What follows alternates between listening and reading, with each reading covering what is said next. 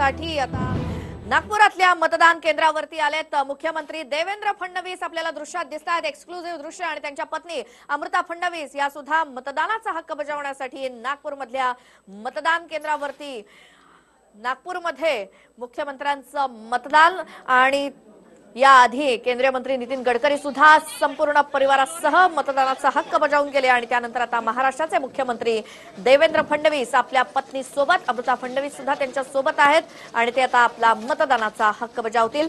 आणि सगळे माध्यमांचे कॅमेरे हे देवेंद्र फडणवीस यांच्या भोवती दिसतायत। थोड्या वेळापूर्वीच सकाळी 10 वाजता गडकरींनी मतदान केलं सहकुटुंब, आणि आता मुख्यमंत्री देवेंद्र फडणवीस माध्यमांना देखील ते प्रतिक्रिया देतील, आणि त्यांच्या सोबत त्यांच्या पत्नी अमृता फडणवीस देखील। देवेंद्र फडणवीस यांच्या मातोश्री सुद्धा हजर आहेत मतदान करण्यासाठी, आणि हे तिघेही नागपुरातल्या मतदान केंद्रावरती हजर आहेत। मुख्यमंत्री देवेंद्र फडणवीस, त्यांच्या पत्नी अमृता फडणवीस आणि त्यांच्या मातोश्री। मुख्यमंत्री देवेंद्र फडणवीस नागपुरातल्या मतदान केंद्रावरती दाखल झालेत। 12:30 वाजता आहेत, आणि सकाळी 10 वाजता केंद्रीय मंत्री आणि त्याचबरोबर इथले उमेदवार असलेले नितीन गडकरी आपला मतदानाचा हक्क बजावून गेले सहकुटुंब सहपरिवार। आणि आता राज्याचे मुख्यमंत्री देवेंद्र फडणवीस, त्यांच्या मातोश्री सुद्धा आहेत आणि त्यांच्या पत्नी अमृता फडणवीस सुद्धा आता मतदान केंद्रावरती जात असतानाची दृश्य। नागपुरातल्या धरमपेठ या मतदान केंद्रावरती मुख्यमंत्री पोहोचलेत आपल्या कुटुंबासोबत। नागपुरातल्या धरमपेठ या मतदान केंद्रावरती मुख्यमंत्री मतदान करतील, त्यांच्या मातोश्री सुद्धा सोबत आहेत आणि पत्नी अमृता फडणवीस सुद्धा। नागपूर हे एक असं ठिकाण उपराजधानी आणि महत्वाच्या लढती अशा नागपुरात आहेत, आणि मुख्यमंत्री आपला मतदानाचा हक्क बजावत असताना मतदान केंद्रामध्ये जातानाची दृश्य। माध्यमांचे कॅमेरे मोठ्या संख्येनं, तितकीच सुरक्षा मुख्यमंत्री म्हटल्यावर मुख्यमंत्र्यांच्या मातोश्री सुद्धा आणि पत्नी अमृता फडणवीस। नागपुरातल्या धरमपेठ या मतदान केंद्रावरती राज्याचे मुख्यमंत्री सहकुटुंब दाखल झाले। धरमपेठेतील मतदान केंद्रावरती मतदान करतील मुख्यमंत्री, आपला मतदानाचा हक्क बजावतील। पहिल्या टप्प्यातलं आज मतदान राज्यातलं, आणि थेट जाऊयात गजानन उमाटे आमचे प्रतिनिधी आहेत फोन लाईन वरती नागपुरातून। गजानन, आता मुख्यमंत्री सुद्धा आहेत, आलेले आहेत सहकुटुंब, काय तिकडची परिस्थिती आहे? खूप गर्दी दिसतीये।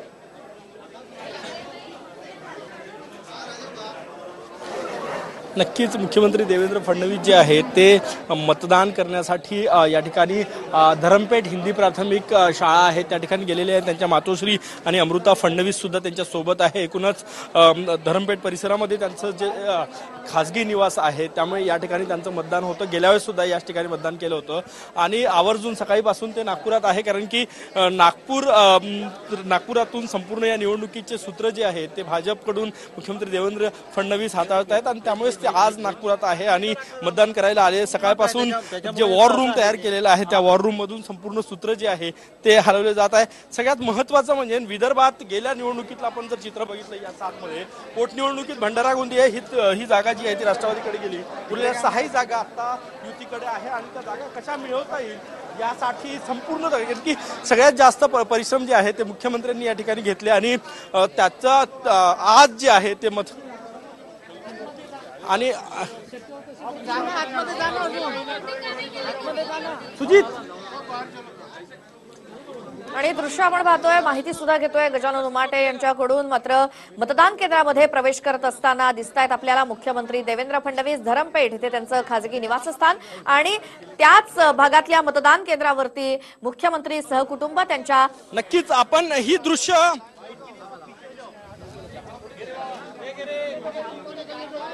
ही बघा या ठिकाणी मुख्यमंत्री देवेंद्र फडणवीस सपत्नीक आणि त्यांच्या मातोश्री सुद्धा या ठिकाणी त्यांच्या सोबत आहे, मतदान करायला गेलेले आहे.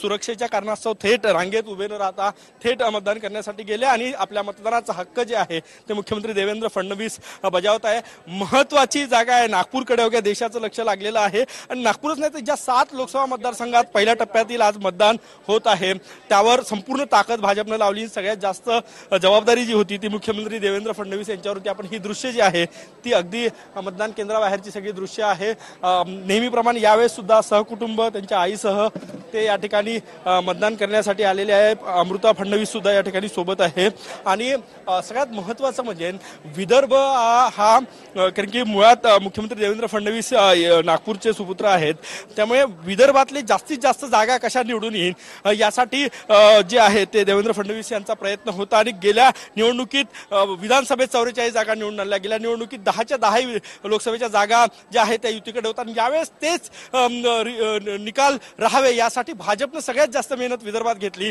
मुख्यमंत्री देवेंद्र फडणवीस यांनी 40 पेक्षा जास्त सभा वेगळ्या जिल्ह्यात घेतल्या. आता 44, 42, 43 अंश सेल्सिअस तापमान आहे या उन्हातही त्यांनी सभा घेतल्या, प्रचार केला आणि त्यानंतर आज जे आहे ते मतदान होत आहे ते स्वतः मतदान करण्यासाठी या ठिकाणी आलेले आहे. विदर्भ जो आहे तो नागपूरची सीट्स त्यातली सगळ्यात महत्वाची आहे कारण की नागपूरची ही सीट्स आहे भाजपसाठी अत्यंत प्रतिष्ठेची आहे. पंतप्रधान नरेंद्र मोदी यांचा मतदारसंघ त्यानंतर सगळ्यात कारण की भाजपची मातृशाखा असलेल्या राष्ट्रीय स्वयंसेवक संघाचं मुख्यालय नागपुरात आहे. संघाची स्थापना नागपुरात झाली आणि केंद्रातले दिग्गज मंत्री नितीन गडकरी या ठिकाणी आहे आणि मुख्यमंत्री देवेंद्र फडणवीस या निवडणुकीच्या प्रक्रियेमध्ये सहभागी होण्यासाठी या ठिकाणी आलेले आहे. मी चित्र एकदा परत तुम्हाला दाखवतोय. कडाक्याची ऊन आहे, जवळपास 12:30चा वेळ आहे आणि ही गर्दी लोकांची बघू शकतो. मोठ्या संख्येनं लोक जे आहेत ते या लोकशाहीच्या या प्रक्रियेमध्ये सहभागी व्हायला आलेले आहेत, मतदान करायला आलेले आहे. अपील जे आहे इलेक्शन कमिशनकडनं ते वेळोवेळी करण्यात येत होतं की मतदान करायला यायला पाहिजे, लोकांनी बाहेर पडायला पाहिजे आणि आपण बघू शकतो मोठी गर्दी नागपुरात दिसते. प्रत्येक मतदारसंघावर 2000 पेक्षा जास्त मतदान केंद्र नागपूर संपूर्ण नागपूर शहरात आहे आणि लोकांची मोठी गर्दी जी आहे ती पाहायला मिळते. अशी अपेक्षा होती की उन्हामध्ये 12च्या नंतर लोक मतदान करायला फार येणार नाही परंतु गर्दी जी आहे ती कायम दिसते आणि यावेळेस कदाचित मतदानाची टक्केवारी 2014 या तुलनेत वाढण्याची सुद्धा अपेक्षा आहे कारण की ज्याप्रमाणे लोकांचा प्रतिसाद जो आहे तो मिळतोय. संपूर्ण ही निवडणूक जर बघितली आपण तर भाजपकडनं मुख्यमंत्री देवेंद्र फडणवीस यांनी एकाहाती किल्ला लढवला असं म्हणायला हरकत नाही. मुख्यमंत्री केंद्रीय मंत्री नितीन गडकरी यांनी सुद्धा सभा घेतल्या, पंतप्रधान नरेंद्र मोदी यांची सुद्धा सभा झाली, अमित शहाची. परंतु प्रत्येक मतदारसंघात 4-4, 5-5 सभा तिथले जे विधानसभा आहेत मतदारसंघ आहेत तिथे जाऊन सभा घेणे सगळं जबाब हे जे आहे ते मुख्यमंत्री बघत होते. ही महत्वाचा पहिला टप्पा आहे. 4 टप्प्यात जे निवडणूक महाराष्ट्रात होणार आहे. आज मतदानाला सकाळी 7 पासून सुरुवात झाली. प्रतिसाद चांगला मिळतोय. ऊन आहे, प्रचंड गरमी आहे आणि या गरमीमध्येही लोक जे आहेत ते मतदान करायला या ठिकाणी येत आहे. मुख्यमंत्री देवेंद्र फडणवीस आता जी माहिती मिळते ते मुख्यमंत्री देवेंद्र फडणवीस आणि त्यांच्या पत्नी आणि त्यांच्या मातोश्री यांनी मतदान जे आहे ते केलेलं आहे, मतदानाचा हक्क बजावलेला आहे आणि अगदी थोड्याच वेळात ते या ठिकाणी माध्यमांच्या प्रतिनिधी संवाद साधणार आहे अशी माहिती मिळते. बरं, आणि गजानन, मुख्यमंत्र्यांचं कुटुंब त्यांच्या सोबत आहे आणि विदर्भातलं हे मतदान म्हणजे मुख्यमंत्री काय सगळ्यांसाठीच एक महत्वाचा दिवस. मुख्यमंत्र्यांचं भवितव्य यानंतर ठरणार आहे आणि त्यामुळे त्यांच्यासाठी एक महत्वाची निवडणूक आणि मतदान. विदर्भातले असे काय मुद्दे आहेत की ज्याचा फायदा मुख्यमंत्र्यांना होऊ शकतो किंवा मग तोटा होऊ शकतो, काय सांगाल त्याबद्दल?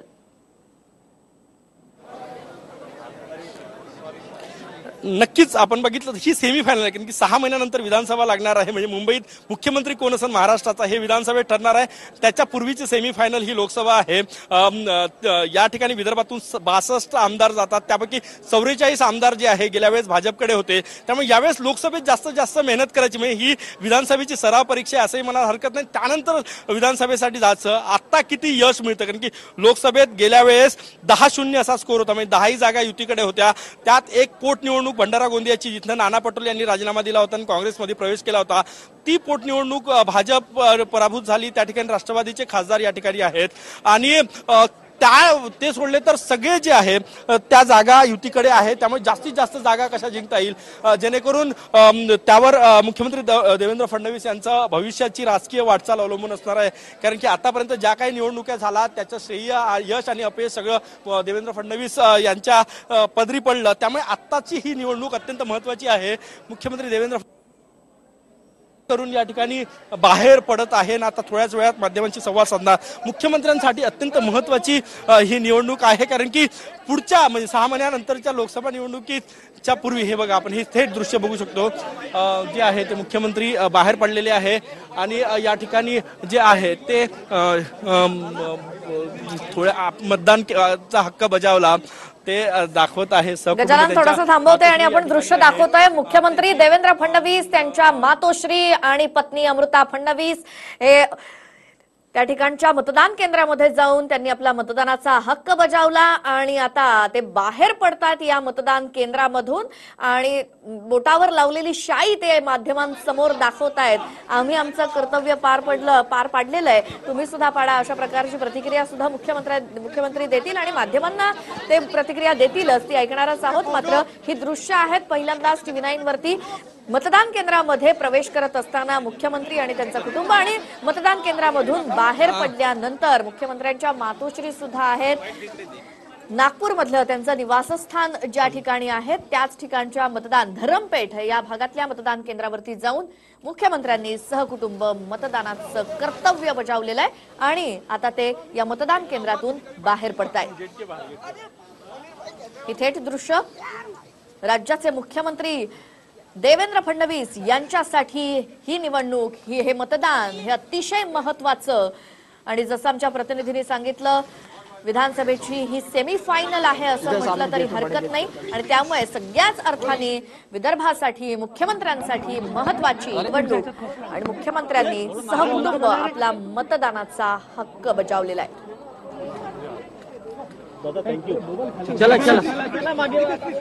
त्यानंतर माध्यमांना लावलेली शाई त्यांनी माध्यमांसमोर दाखवली आणि आता मतदान केंद्राच्या बाहेर पडतायत. मतदान केंद्राच्या आवारामध्ये 100 मीटर पर्यंत कोणतीही प्रतिक्रिया देण्यास मनाई आहे, काही वक्तव्य करण्यास आणि त्यामुळे या मतदान केंद्राच्या आवाराच्या बाहेर पडतायत मुख्यमंत्री, त्यांच्या पत्नी आणि मुख्यमंत्र्यांच्या मातोश्री देखील. गेटच्या बाहेर गेट मतदान केंद्राच्या ठराविक अंतरापर्यंत गेटच्या बाहेर प्रतिक्रिया देऊ शकत नाही, कोणतेही वक्तव्य करू शकत नाही. म्हणूनच मुख्यमंत्री बाहेर आल्या 100 मीटर पर्यंत कुठलीही प्रतिक्रिया जी आहे ते मुख्यमंत्री देवेंद्र फडणवीस देणार नाही. सगळ्या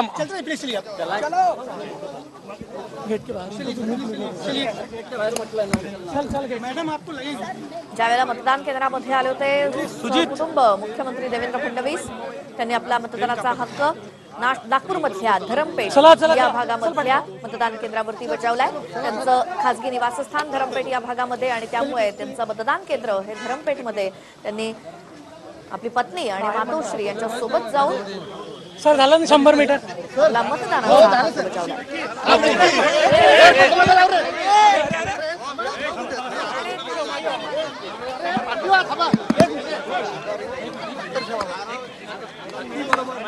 असं करा, एक जण समोर या, तू समोर ये आणि सगळ्यांचे काय हे घे.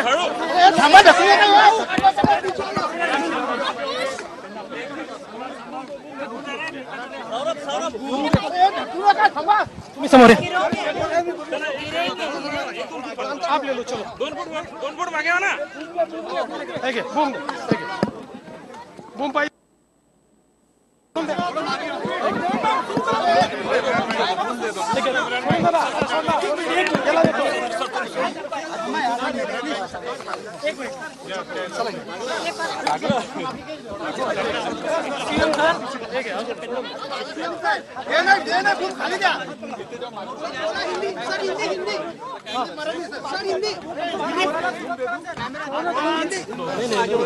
मी आणि माझ्या परिवाराने मतदान केलेलं आहे. लोकशाहीमध्ये जगातली सगळ्यात मोठी लोकशाही म्हणून ज्या भारताच्या लोकशाहीला मानलं जातं त्या लोकशाहीमध्ये ही निवडणूक एक अत्यंत मोठी आणि महत्वाची प्रक्रिया आहे. पुढच्या 5 वर्षाकरता या देशाचा कारभार कोणत्या सक्षम हातांमध्ये द्यायचा याचा निर्णय करणारी ही निवडणूक आहे.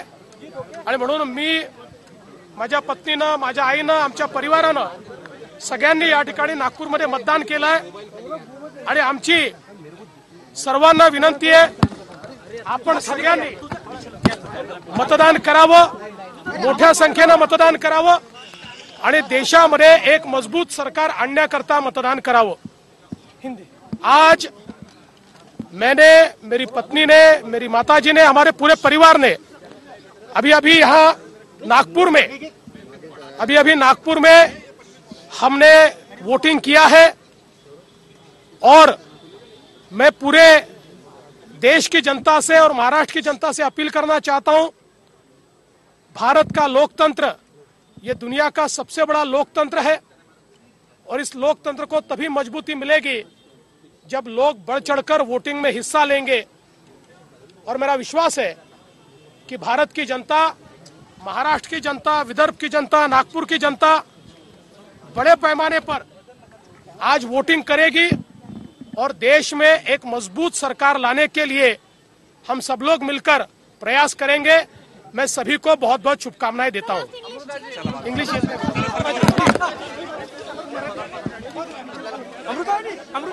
त्यांनी प्रतिक्रिया दिली. या मतदान केंद्रापासून सुमारे 100 मीटर बाहेर आल्यानंतर मी आणि माझ्या परिवारानं मतदान केलेलं आहे आणि संपूर्ण देशातल्या नागरिकांना सुद्धा त्यांनी आवाहन केलंय की त्यांनी मतदान करावं आणि आपला मतदानाचा हक्क बजावून कर्तव्य पार पाडावं.